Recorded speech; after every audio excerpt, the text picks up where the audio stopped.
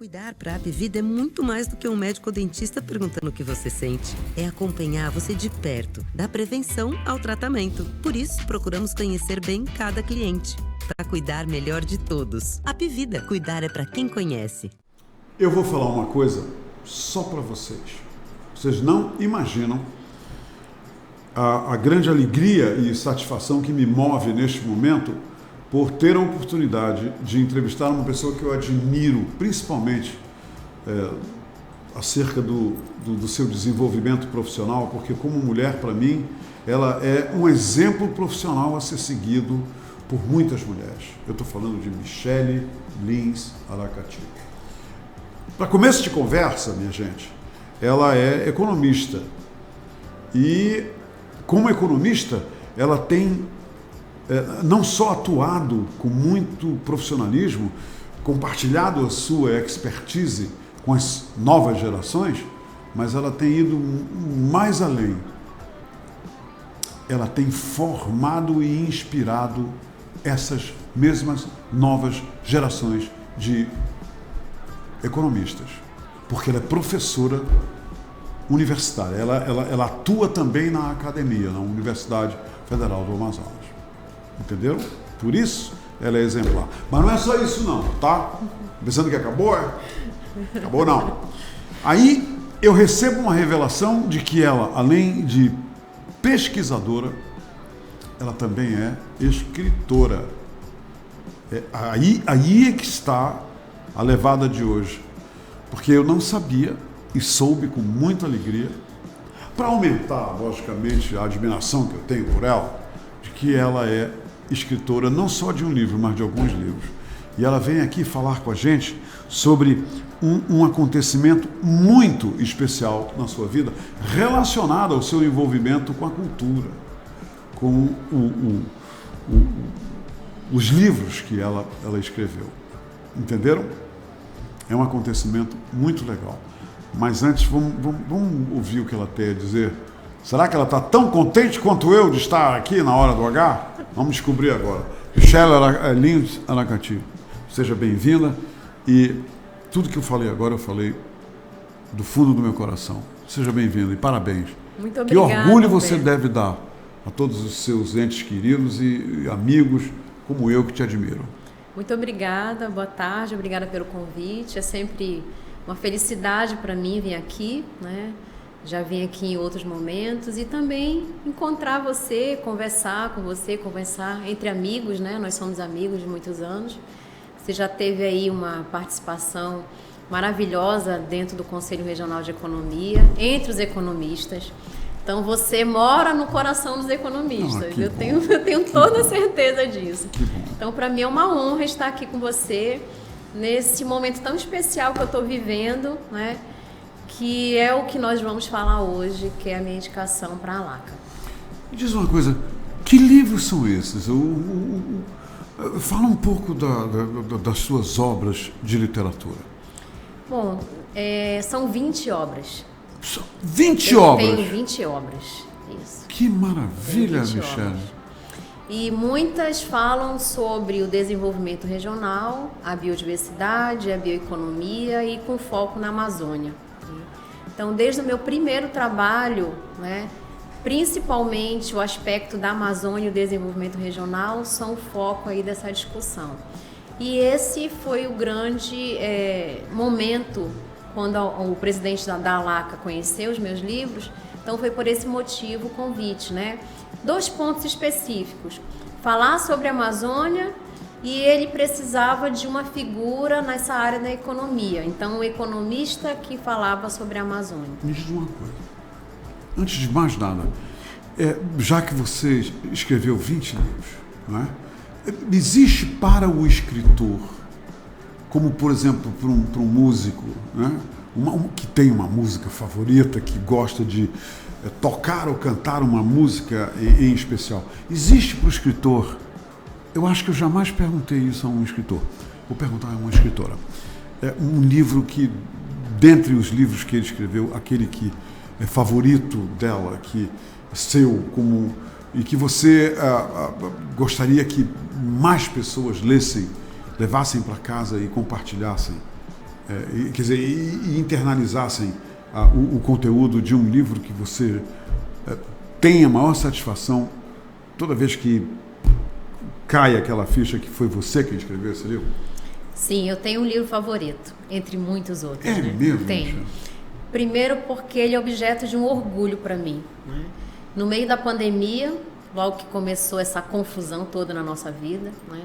Eu estava trabalhando com um grupo de 5 alunas de PIBIC, né? Que é uma das minhas áreas assim, preferidas dentro da universidade, trabalhar com PIBIC. O que é PIBIC? Que é a iniciação científica. Ok. Né? Ok. Então você pega o aluno geralmente no primeiro e no segundo período para que ele comece a trabalhar com pesquisa com você.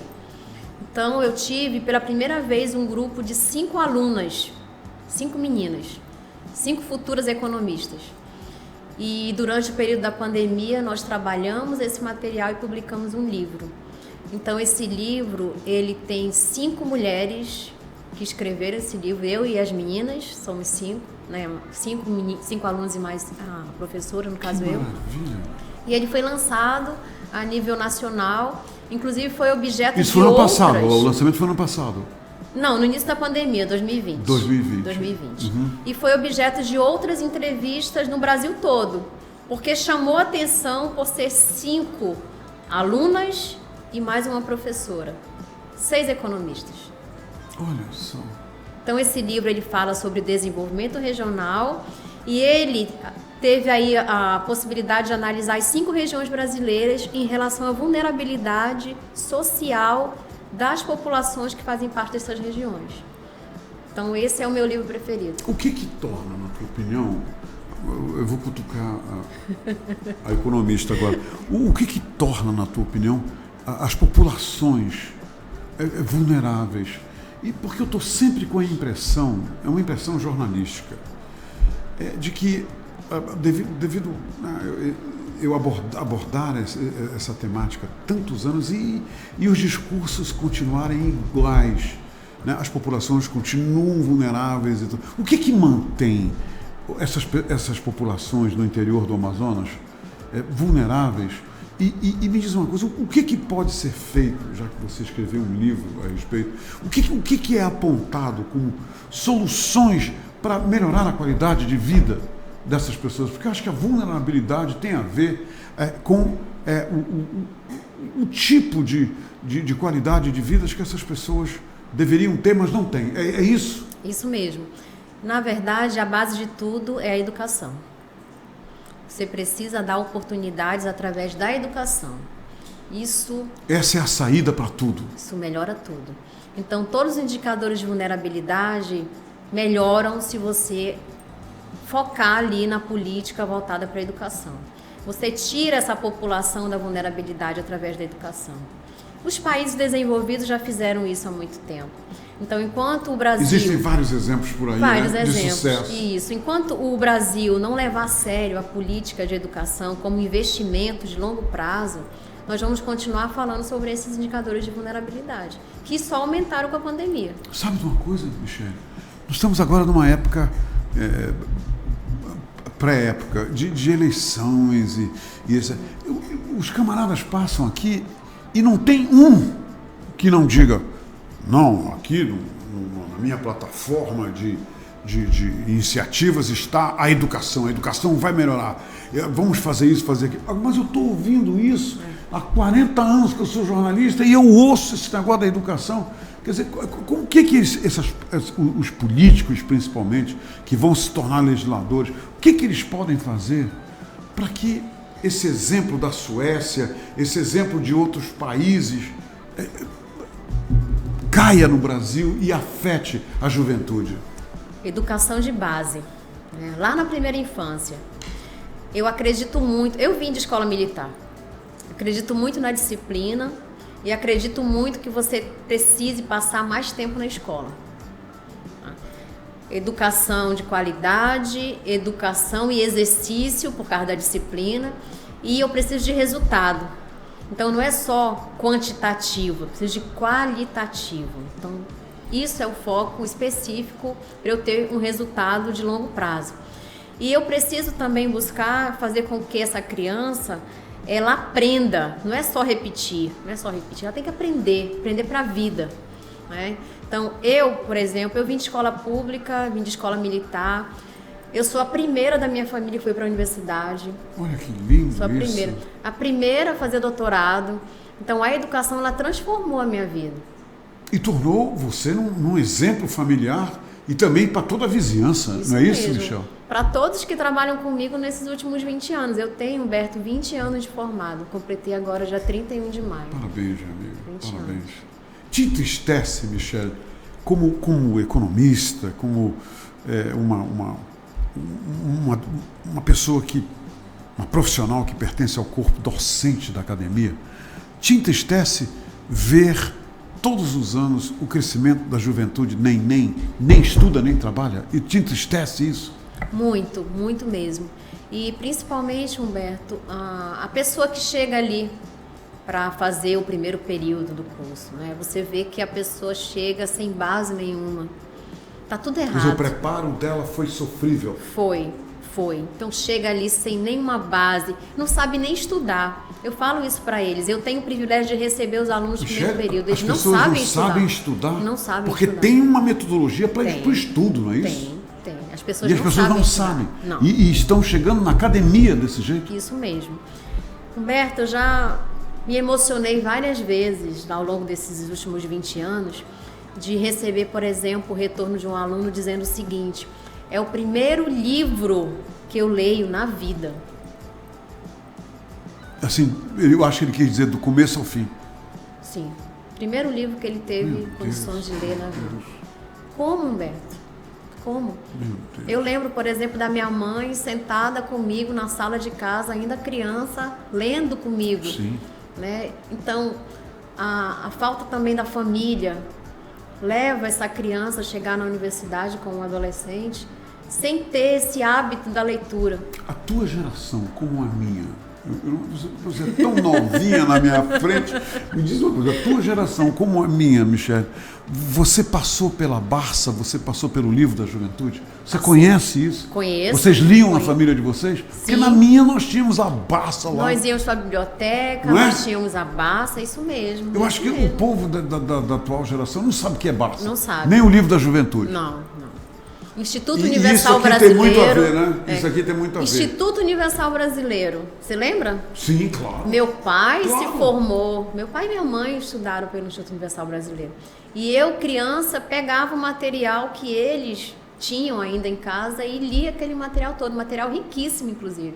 Então, eu fui fazer vestibular a partir das leituras que eu fazia nesse material em casa. Você recomenda, então, a pessoa, os jovens, lerem de tudo, lerem tudo? Eu, por exemplo, a minha mãe dizia para mim, tinha uma pessoa, eu acho que o economista Mourão Júnior, ele deve lembrar disso. Ele deve lembrar, não sei se ele lembra, ele é novinho ele também. Ele foi meu aluno, então ele lembra. Ele é mais novinho do que tu, na minha frente. Mas eu me lembro de uma senhora que ficava lá na Eduardo Ribeiro, ali na esquina da 7 de setembro, onde funcionava uma loja chamada Lobras. Aí na frente da Lobras tinha uma loja que vendia discos, eu não me lembro mais o nome da loja, mas ali na frente só vendia discos, não sei o quê. Aí essa senhora ficava sentada tinha uma mesinha, ela botava duas cadeiras assim, uma cadeira aqui, na esquina mesmo ali da 7 de setembro, foi do Ribeiro, onde ficava o prédio da Lobras, né? Aí ela ficava lá sentada, ela lia cartas e lia a mão dos outros, e o nome dela era Madame Miracélia. Aí ela tinha uns folhetinhos assim, né? Assim pequenininhos, escrito tudo que ela curava, tudo que ela ajeitava. Aí a gente passava e tinha uma garotinha do lado dela que entregava essas coisinhas. Dia de sábado, quando eu ia ali, aí eu sempre pegava aquilo lá. Aí um dia me perguntaram, Humberto, por que tu, toda vez que passa na frente da Madame Miracélia e ela te entrega aquele aquele panfletozinho pequenininho, a papeleta tu pegas? E eu disse, é porque a mamãe disse que eu tenho que ler tudo. Então até a papeleta da Madame Miracélia eu lia. Isso mesmo. É isso que as pessoas devem continuar fazendo? Ler. Humberto, eu tenho feito isso na sala de aula, né? Até já falei isso algumas vezes pro Mourão Júnior, né? O Mourão Júnior está aqui me acompanhando na entrevista. Ele está na fila do Perdigoto assistindo a nossa entrevista. Muito obrigada, Mourão Júnior. Sabe que você mora no meu coração, né? Bom, o que eu falo para os meus alunos hoje na sala, quando eu chego de manhã, principalmente de manhã, a turma da manhã? Vocês leram o jornal de hoje? Olha que coisa, ninguém mais lê mais o jornal. Não, nem o jornal local, nem o jornal a nível nacional, nem o jornal a nível internacional. A leitura para o economista, ela tem que ser diária.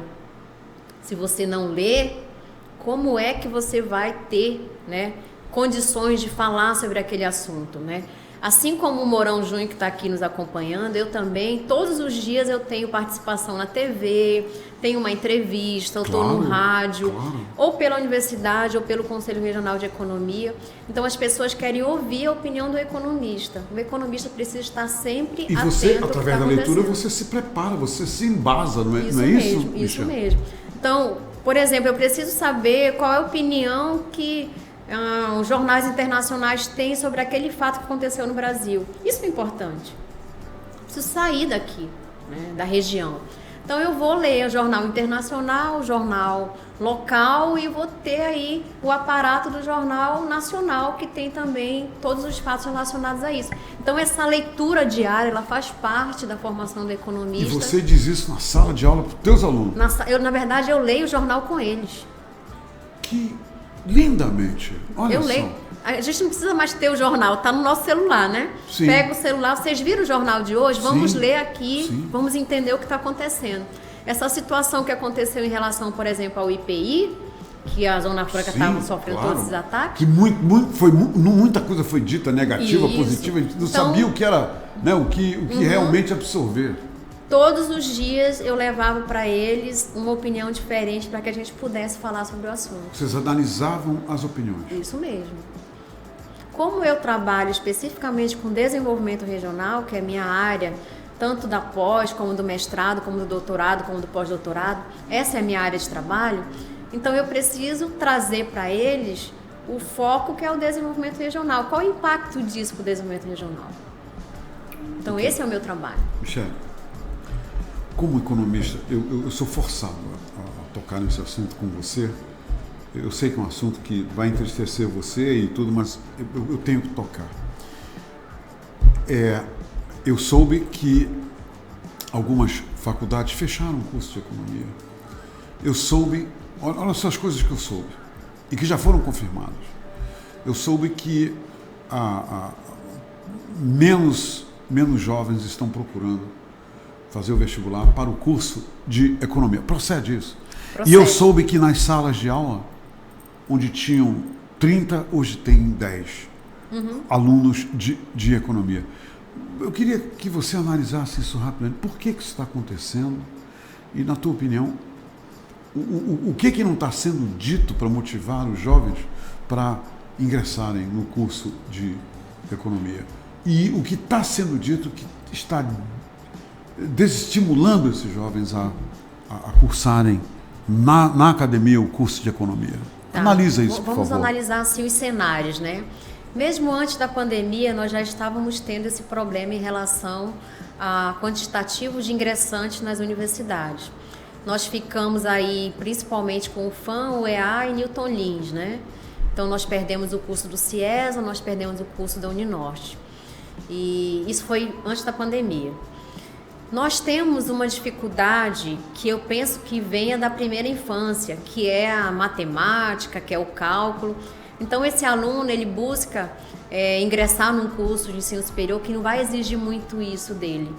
Então ele se assusta quando chega lá, vê a micro, a macroeconomia, a estatística, a econometria. Ele se assusta, ele tem muita dificuldade. Então esse é o cenário antes da pandemia. O cenário depois da pandemia é mais dramático, né? Essa situação que você coloca aí, que antes eu tinha sala de 60, 80 alunos. Não me diz. Tinha. Com o período da pandemia caiu para 40. Hoje eu tenho, na minha turma da manhã, 25 alunos. Estamos falando da UFAM, né? Isso, que é uma instituição pública, tá? Claro. Vale ressaltar isso. E na turma da noite eu tenho 22. Então, assim, vamos pensar que era 40, agora eu tenho 22 e tenho 25. Um impacto de 50%. Né? Isso mesmo. Eu tenho aí alunos que eram no interior e estavam em Manaus, mas com a pandemia eles perderam o trabalho, não estavam mais fazendo estágio e tiveram que voltar para o interior, então pararam o curso, né? E eu também tenho alunos que, infelizmente, com a pandemia, muitos perderam o pai, perderam a mãe, né? Eu tive alunos, por exemplo, que perderam o pai, mãe, avó, irmão, várias pessoas da família. Então, a pandemia transformou o nosso universo também. O mundo inteiro, né, das pessoas. Muito. Então, até agora, a gente ainda não tem muita noção do impacto disso, sim, né? Sim.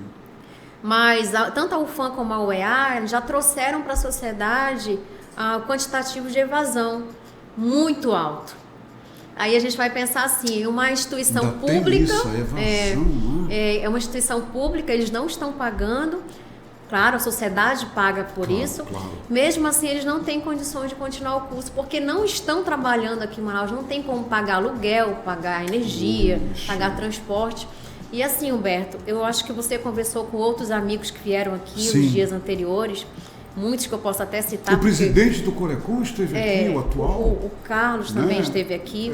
E o Mourão Júnior também Isso abordou mesmo. Aqui com a gente. Por exemplo, nós temos alunos, eu vou falar porque eu escuto isso deles, Sim. que eles não têm dinheiro para pagar a passagem de ônibus para ir para a aula. Nossa que eles não Senhora. tinham condições financeiras de acessar a internet para assistir a aula online. Isso é muito triste, é um isso, drama. Né? É muito triste, né, Michele? Muito triste mesmo. Então, muitos alunos, o que aconteceu? O que a universidade trouxe? Ela trouxe vários cenários. Aula online, ensino híbrido ou ensino presencial, né? Muitos alunos se matricularam de acordo com a sua expectativa. Então, por exemplo, ele está lá no interior, ele vai fazer só as disciplinas que são online, porque ele pode ficar lá e fazer online. Os que estão aqui, estão trabalhando, está tudo mais ou menos organizado, conseguiram voltar para o presencial. Humberto, a perda de aprendizado foi muito alta no ensino híbrido, no ensino online. Dramática mesmo, né? Terrível, terrível, terrível.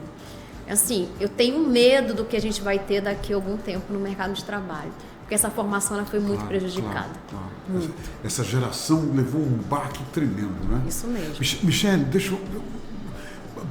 Por outro lado, deixa eu te contar uma história. O meu filho, meu único filho, ele se formou na UFAM mês passado. E o reitor presidiu a formatura. E ele disse o seguinte, o Silvio Pulga, ele disse, eu estou muito feliz em estar aqui presidindo, né, essa formatura, até porque é a primeira formatura depois da pandemia presencial, que os alunos estão aqui. E sabe o que eu notei nesse dia? Tinham várias turmas, né, se formando. Eu notei o seguinte, a euforia dos pais, mas principalmente dos alunos, em poder jogar lá para cima as fotos. Quer dizer, foi muito emocionante ver todos aqueles alunos da UFAM, a primeira formatura depois de 2 anos presencial, quer dizer, com os alunos, com o reitor, com os professores, sendo os discursos e tudo mais, o orador da turma falando. Então, muita emoção. Isso é bom, né? Isso é um momento bom, né? Quer dizer, a coisa está, de certa forma, melhorando e pode melhorar mais ainda, não é, Michele? Eu costumo dizer que o dia da colação de grau é o momento em que você devolve para a sociedade aquele filho, aquele neto, né? Então, a ideia é que você faça o papel social, né? Então, você recebe um aluno ali no primeiro período e depois de 8 semestres ele sai e vai prestar para a sociedade toda a assistência da formação que ele recebeu, que a sociedade financiou, né? É um dia muito importante. Conversar com a Michele é o seguinte, eu preciso de 3 programas para poder cobrir toda a área de atividade dela. Então deixa eu voltar para o princípio de tudo. Olha só o que mandaram para mim. Humberto, meu querido, a Michele foi indicada para a Academia de Literatura, Artes e Cultura da Amazônia.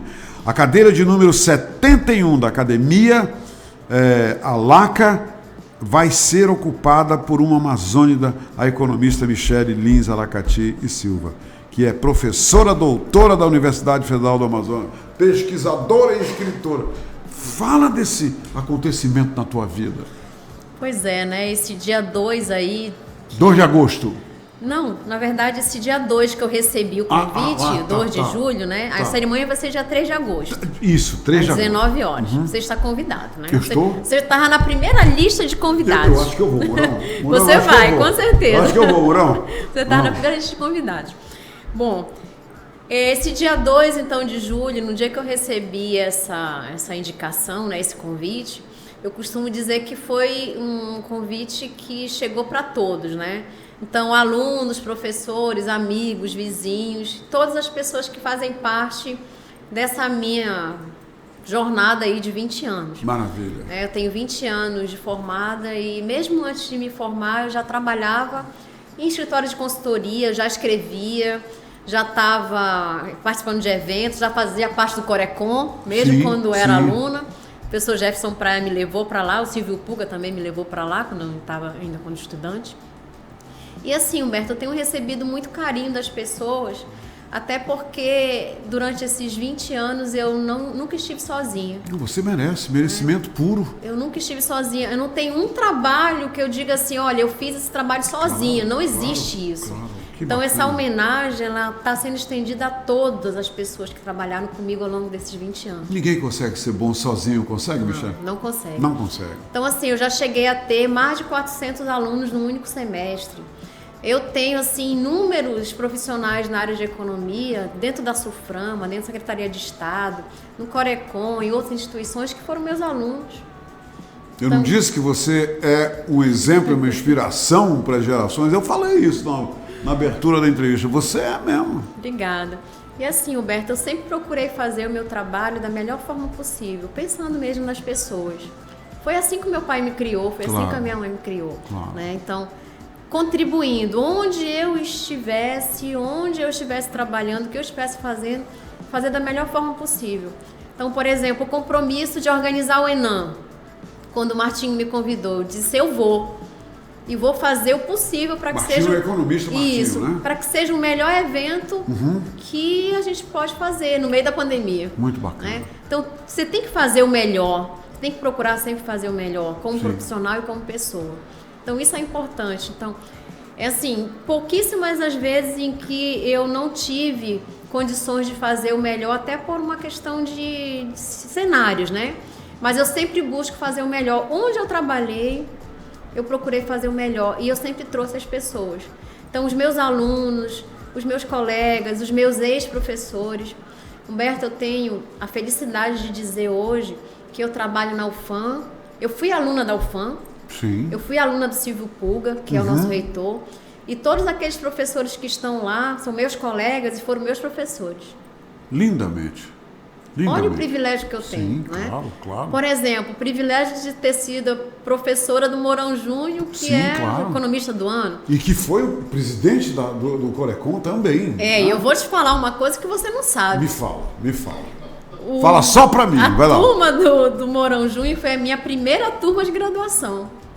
Fala sério, que coisa linda. Eu era professora da pós-graduação.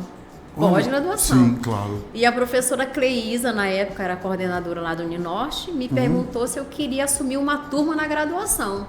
Inicialmente eu disse que não, porque sair da pós para a graduação é tudo diferente, né? Sim.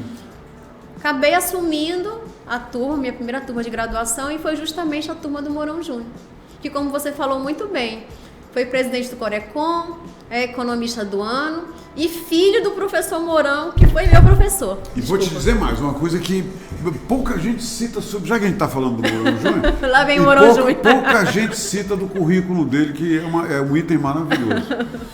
Ele aprecia um bbom vinho, um bom charuto, e é um dos mais inspiradores e orgulhosos botafoguenses que tem na cidade de Manaus. Isso mesmo.